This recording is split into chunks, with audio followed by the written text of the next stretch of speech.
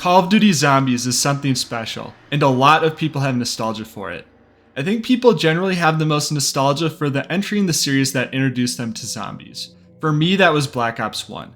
Nacht Der Untoten was my gateway into zombies, and I have fond memories of late nights with friends trying to survive to the highest rounds possible. With that said, I somewhat missed the boat on the original zombies experience. World at War introduced zombies as a secret, unadvertised bonus mode that popped up after the campaign credits rolled, and it became a sleeper hit from there.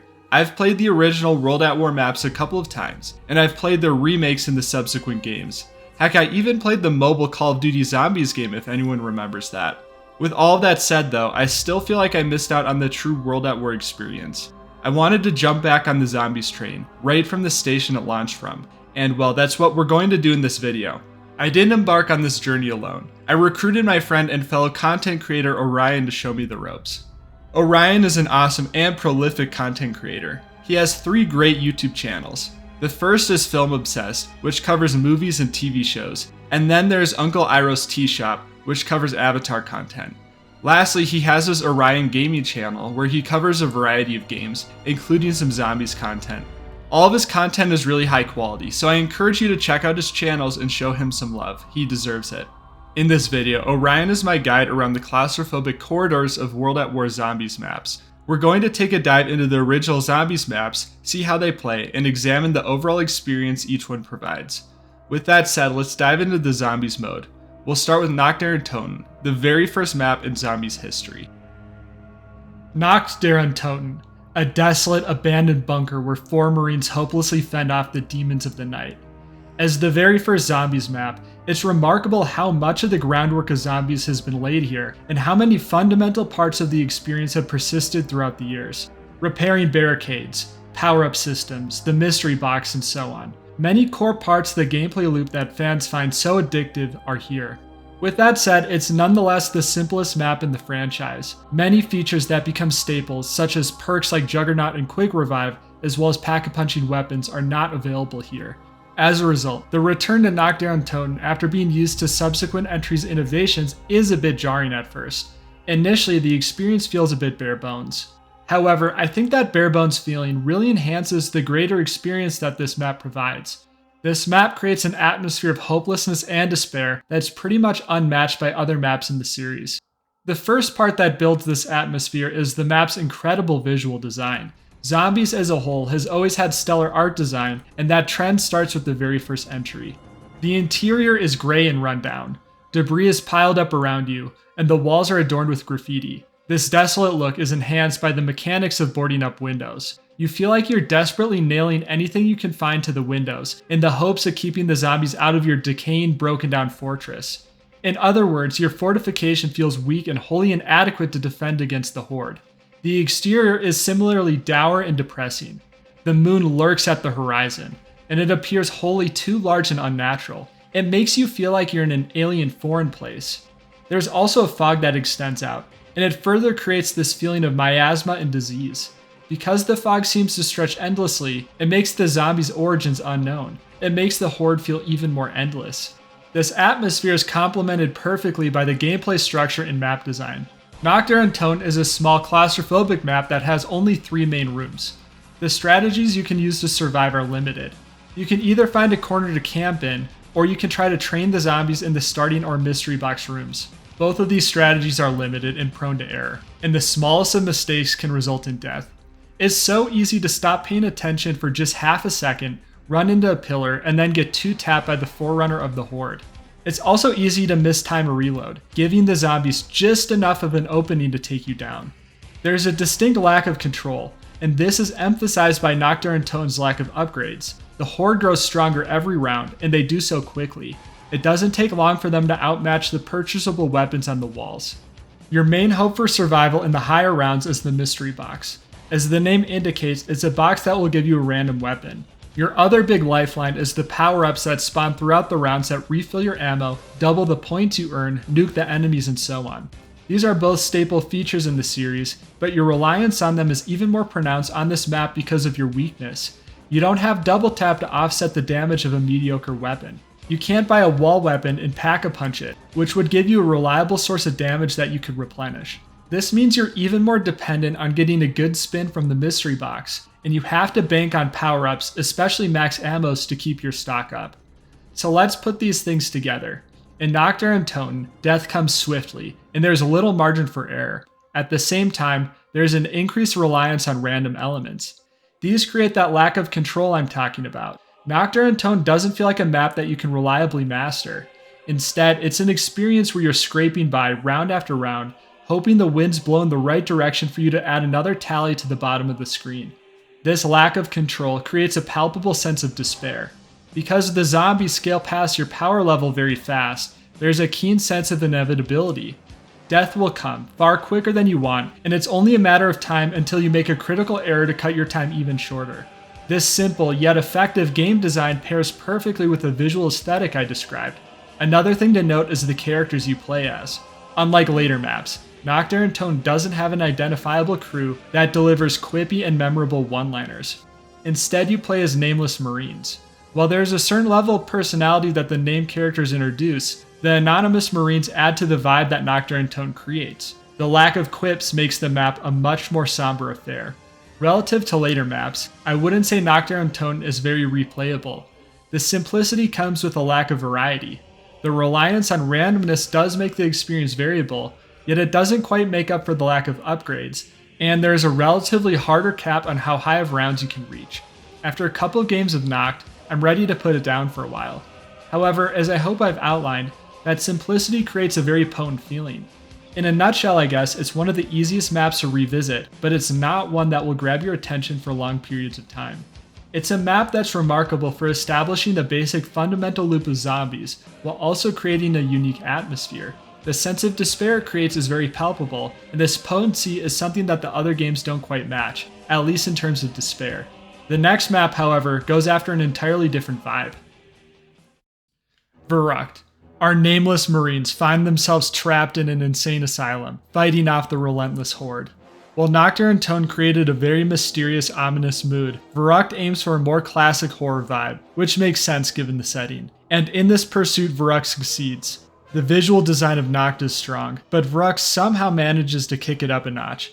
There are so many details crammed into this map which inspire curiosity, from decrepit operating rooms to walls with glyphs scratched into them with blood. Orion described the appeal really succinctly while we were playing.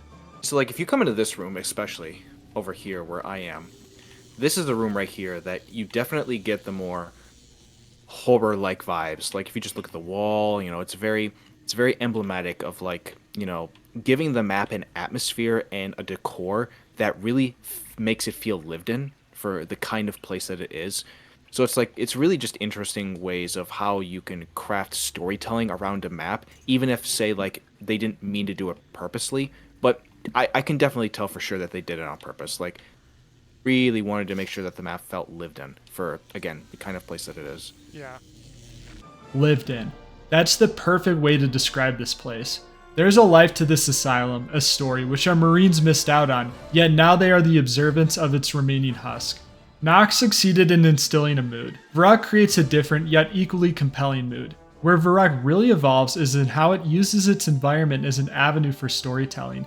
Nacht takes place in an abandoned airfield, but you don't get the sense that there is much more to the airfield than what you see at first glance. Veruck is a place that makes you wonder in trembling trepidation. There are secrets lurking here for you to ponder, to theorize, to think about. Even if, like me, you don't dive deeply into the lore, this sense of storytelling creates an ambient immersion. Like Orion said, it's lived in, and this believability makes it easier to get sucked into the experience. Beyond storytelling, Veruck evolves the zombie formula in a number of ways. This map introduces perk machines, and perks like Juggernaut and Speed Cola have become synonymous with the franchise. This map also introduces traps to the series, which also become mainstays. Both of these iconic features are only accessible by turning on the power. This too becomes another iconic feature in the series. Veruck, I think, is getting closer to feeling like the quintessential zombies experience, even though it is still missing a few key features. Having to turn on the power creates a nice sense of purpose and progression at the start of a game.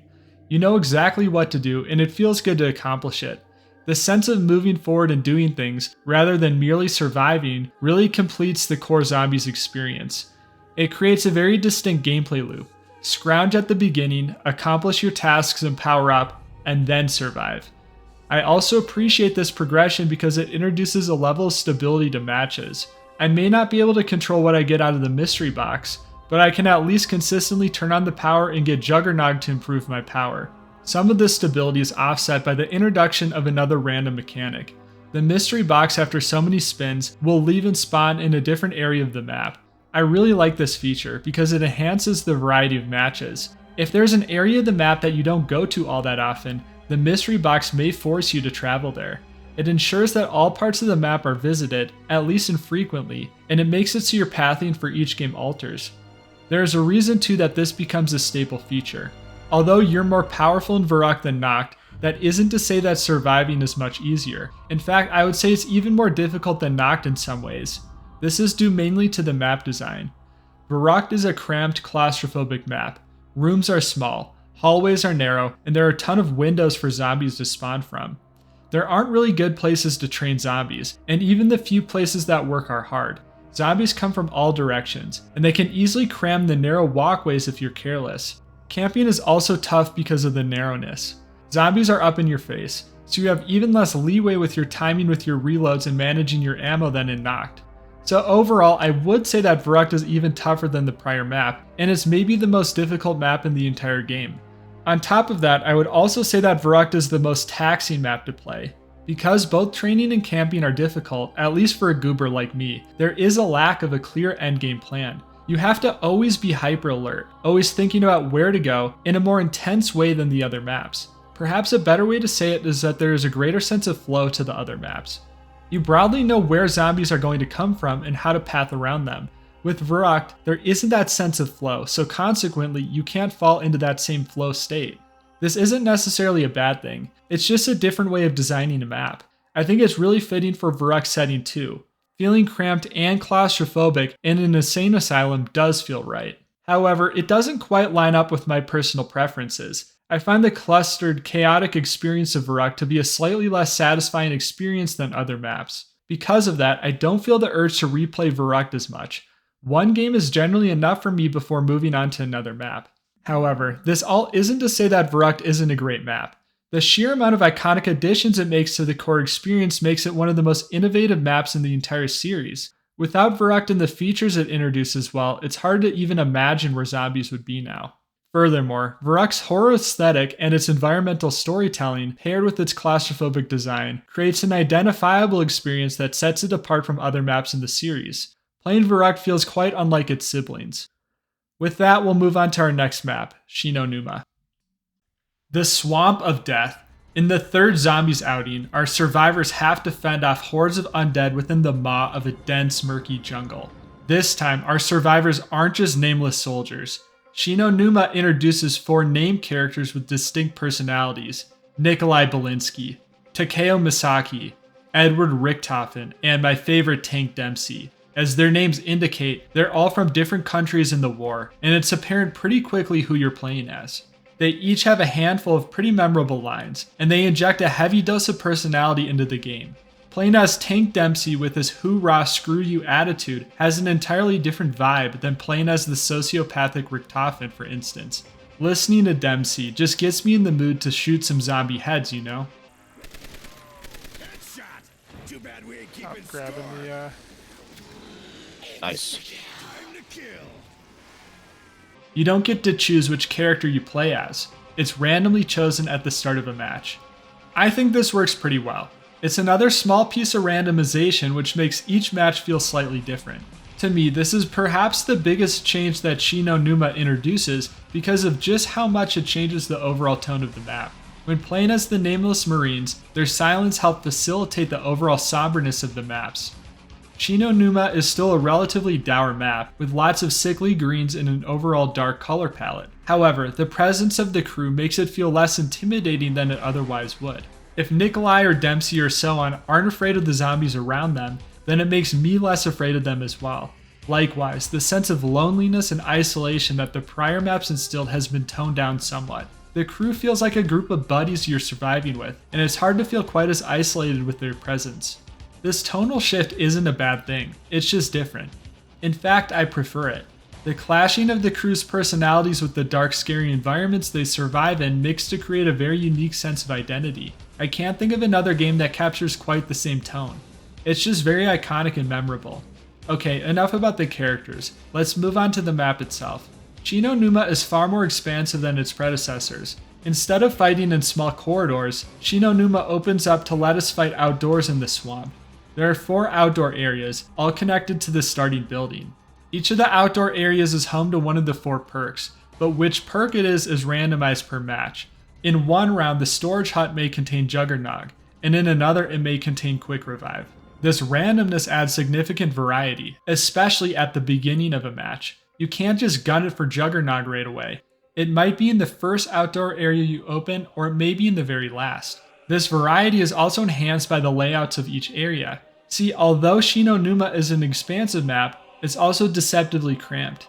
The reason why is the water, another new mechanic the map introduces. When you enter the swamp water, your movement is slowed. It's enough for the zombies to catch up to you, so you generally want to avoid being in the water as much as possible. That means you're constrained to the thin wooden walkways, which the zombies can easily clog and overwhelm you. So although Shinon Numa is a bigger map, I wouldn't say that makes it all that much easier than its predecessors. Some areas have much more water than others. Okay, so the next side will give us double tap, so we want to go there for sure. Now, this next side is definitely full water, so we want to be careful on that one. Okay. I'm trying to think, what is a good place to hold up in? For instance, the doctor's quarters is almost entirely flooded with water. Only the quarters themselves and a small hump of land are above the water line. In a nutshell, you can't really reach the quarters without going through the water.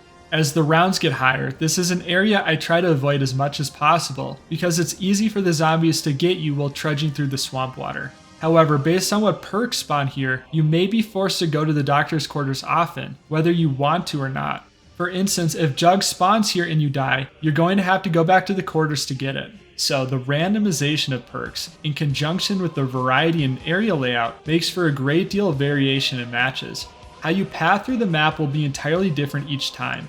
This variance in pathing is emphasized again by the mystery box.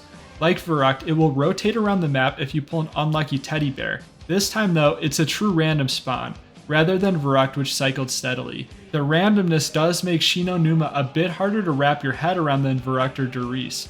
With those maps, you get the gist of it pretty quickly, and it's relatively easy to figure out where you are and where you need to go to get something. This isn't the first time I've ever played Shinon Numa, but I still found myself getting turned around. It was this way. Comm room. Okay. Yep. Yeah, we just need to get you back on Jug. This isn't helped by Shinon Numa's fairly uniform visual language. The exits from the main building are hard to distinguish, and every exterior contains wood walkways and wood huts to one degree or another. It's hard to tell exactly where you are and where you need to go, especially when the perks are randomized. Of course, once you really learn the map, you'll be able to path through it like the back of your hand. While playing, Orion knew exactly where we needed to go, while I bumbled along behind him. The map was considerably more fun with him as my guide. Still, I didn't feel like it had the intuitive flow that some other maps do. Along the lines of sameness, I found Shinon Numa's visual design to be less interesting than Veruck. Veruck managed to create such a sense of story with its use of environmental details, and I didn't have that same feeling of story while playing Shinon Numa. The map with its uniform visual language starts to blend together for me. The map takes place in a murky Japanese swamp, and it sells that setting, but it doesn't go much further than that for me. Now don't get me wrong, I'm sure there are dozens of small storytelling details I missed. I more so am talking about that Veruck had this ability to spark my imagination. These storytelling elements were much more upfront, and they elicited me to wonder about what happened there. I didn't get that same sense of wonder about the story with Shinon Numa. The map has a few more innovations that are important to the franchise. The first is the introduction of zombie dogs. They spawn in set rounds, and at the end of which is a guaranteed max ammo power-up.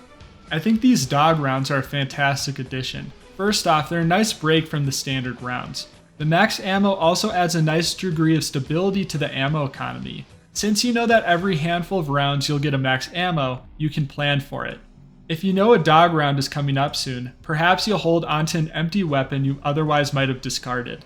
Another thing to note is that Shinon Numa with its expansiveness is the perfect map to introduce dogs into.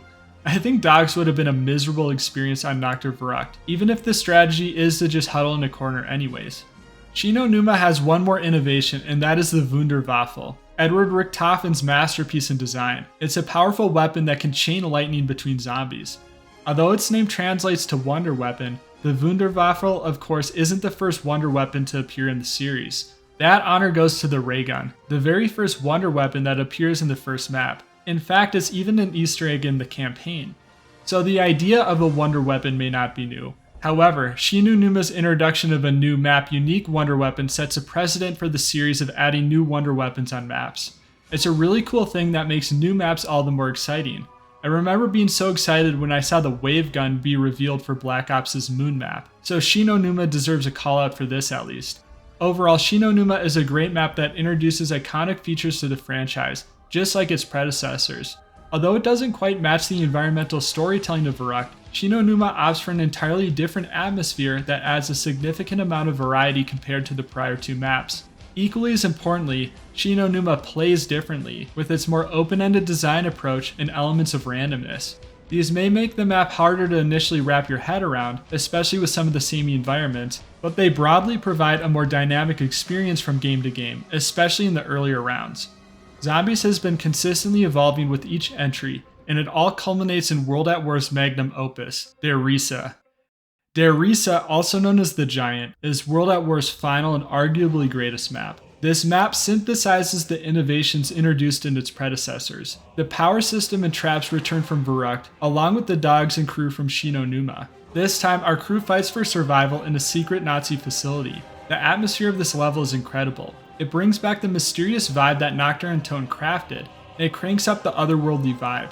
The moon looks foreign, entirely blacked out with a white aura, and this is paired with the retro-futuristic visuals of the teleporters to really nail the feeling that you're in a place that you don't quite understand and don't entirely feel like you should be in. Der Riese also emphasizes the environmental storytelling that Veruck did so well.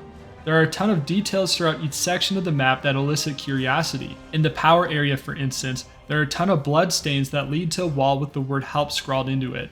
There's that sense like Veruck where you're just scratching the surface of what's happened here. Der Riese doesn't just merely synthesize what came before. This map introduces its own set of innovations. The most significant is the addition of the teleporters and pack-a-punch mechanics. There are 3 teleporters, each situated in a corner of the map. After the power is turned on, you need to link each of these teleporters to the mainframe in the starting area. Doing so will unlock the pack-a-punch machine, which lets you upgrade your weapons. This mechanic fundamentally alters the game in a handful of ways. First off, it adds an even greater sense of progression to matches. Not only do you have to turn on the power, but you also have to activate all of the teleporters. This means you pretty much have to unlock every door on the map, essentially completing it, before you're allowed to access pack-a-punching. This progression really hits a perfect balance. There's enough to do to make the progression satisfying, while also being simple and easy enough to not make each match feel like a slog. It's not a burden to activate the teleporters each game. The pack-a-punch machine also introduces another layer of strategy per game. The point economy starting off is fairly limited, so you have to make choices about which perks to get and when exactly to pack-a-punch your gun. Jug is a necessity of course, but past that there is room for flexibility depending on which weapon you have. For instance, I got the Browning LMG while playing. It's a really powerful gun, one that can last into higher rounds easier than some other weapons. However, being an LMG, its reload is really slow. Therefore, I prioritize speed cola over pack-a-punching the gun. With something like the STG which reloads pretty quickly, pack-a-punching first may be a better option. So the pack-a-punch system introduces a level of variation to which upgrades you target first. There are also some weapons that are better to pack-a-punch than others. I pestered Orion many times during our playthrough of which guns I should be upgrading. Does the Browning get the pack-a-punch? Yes, it is, which is why it'll be the first gun I pack-a-punch before I get another one. You either want the best guns in this map, you either want the PPSH or the ray gun. Oh nice, there's the PPSH on this map. Yeah, the PPSH is so good pack-a-punched to start. Besides the strategic and gameplay effects, the pack-a-punch system is just such a fun factor. There is so much personality injected into it, and each weapon is given a unique pack-a-punch name, from the Reaper to the Barracuda FU-A11.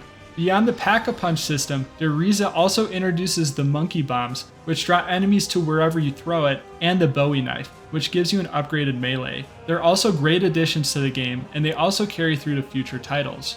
With all these new features, plus the synthesis of old ones, Dresa feels like the complete, fully realized vision of zombies. There is a reason this map is one of the most iconic in the franchise. It firmly establishes the formula that zombies maps follow for years to come. There is some quest to turn on the power, followed by another quest to activate the Pack-a-Punch system. Although the complexity of these tasks vary greatly per map, this is still the underlying skeleton of each one. To me, Dresa is the quintessential zombies experience. If someone could only play one map in their life to experience zombies, I would probably recommend that they play this map. So with all these improvements and innovations, is Dresa an objective improvement over its predecessors? That is something I reflected on while playing with Orion. Dresa has the best flow out of any map. There are a handful of open areas, like the starting zone and the power area, which allow you to train zombies. There are also good camping spots like the railing by the third teleporter. These open areas are conjoined by hallways with tighter chokes. Whenever you have to leave the open areas, such as to revive an ally or get a perk, it can make for an intense experience. The zombies also funnel through these chokes in a more predictable way, which can make it easier to position yourself correctly. This predictability and sense of flow make Dresa a ton of fun to replay, as it lacks a lot of the frustration of the prior maps. However, it also makes the experience far easier, especially in the earlier rounds. In Nacht, it's easy to get killed at round 5 because you weren't paying attention and hit a pillar or something. In Dresa, that sort of early round loss is far less common. Along with the map design, the steady power creep of our survivors has made the experience far easier. And because of this easiness, Dresa also loses a lot of the tension and vulnerability that the older maps instilled. The best way to demonstrate this is through an anecdote. During one of our games, we became curious about the world records for Dresa, so Orion looked it up, and we were chatting about it while casually shooting zombies. Here, you can start with the kills while I look this up. Okay. The record for one player first room on Riese is 45 rounds. Dang, that's crazy. I truly, that's how you know people have too much time on their hands. I bet that took forever too. With Oh, just... it absolutely did. That probably took that person like months. I think it shows how Dresa is more conducive to being a chill gaming session with friends rather than this tense hardcore experience. When you look at blasting away at zombies with laser weapons and compare it to the intense scrambling created by the barebones nature of Nacht, I think the point makes itself. It may sound like I'm criticizing Dresa for its more casual nature, but I'm actually not. I prefer the experience Dresa offers, as do the majority of players. The fact that it offers such a fun co-op experience that lets you unwind with friends is one of the reasons it became so popular and enduring. Instead, I'm just pointing out that all these innovations do in some ways change the experience. Dresa and Nacht are fundamentally different, and this is something I'll reflect on in my conclusion. Overall, I thoroughly enjoyed my return to World at War, especially with Orion joining me on the journey. When I reflect on my experience with each map, I come away with an appreciation for just how much of the fundamental zombies experience they nailed on their first go-around. Nacht Der Untoten is a simple map, but the core experience it provides was strong enough to serve as the unshakable foundation for the series. Nacht may not have perks or Pack-a-Punch, but it is still entirely recognizable as zombies. Yet at the same time, after reflection, I'm really struck by just how much change zombies underwent, even in the very first game it appeared. Dresa is undeniably built from the foundation that Nacht created. However, the evolutions introduced by it and its predecessors make for a markedly different experience. We went from a dark, abandoned airfield with unnamed marines that had nothing but some wall guns and a mystery box, to fighting off the Horde with a cast of wisecracking iconic characters hopped up on Juggernog and blasting away with Pack-a-Punch laser guns.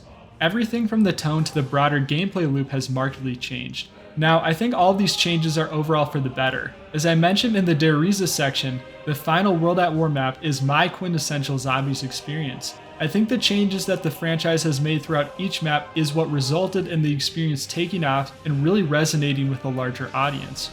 Although Dresa is a pivotal map in the series, I think this evolution is important to keep in mind. In the intro, I talked about how Black Ops Zombies was my personal heyday, especially Kino and Ascension. Those maps are cut from the same cloth as Dresa. In other words, they're more like Dresa than Dresa is to Nacht. To me, this collection of maps was always the Zombies experience, and I started to fall off the series when it strayed too far from their design. Transit was too big, Shadows of Evil was too complicated, and so on. What this return to World at War really showed me is that Zombies has always been a series of change and evolution. The Zombies experience didn't start with Kino or Dresa. It started with Nacht, Veruck, and Shinon Numa. My quote-unquote core Zombies experience is really a snapshot of time. It's a point that the series had evolved to, and it only makes sense that the series would continue to evolve from there. Ultimately, this revisit has encouraged me to view later titles with a more open mind. Zombies isn't just Kino. If I let go of that mindset, what else could I learn to fall in love with? At the end of the day, it's a reminder of how having an open mind leaves you, well, open to enjoying things that you might otherwise dismiss.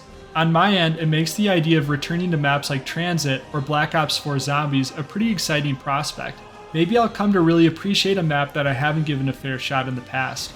Who knows, maybe I'll make a video on it, we'll see. Either way, these are my musings. If you made it all the way here, thank you. It means the world that you clicked on this video and made it all the way through. A huge thanks to Orion too for his help on the video and for playing these maps with me. I really encourage you to check out his channels. He deserves your support. Lastly, if you enjoyed the video, please consider giving it a like and a sub. I'm genuinely using it to gauge whether I should make more Zombies retros in the future, so if you want that, let me know. Thanks again, I hope you have a great rest of your day. Until next time.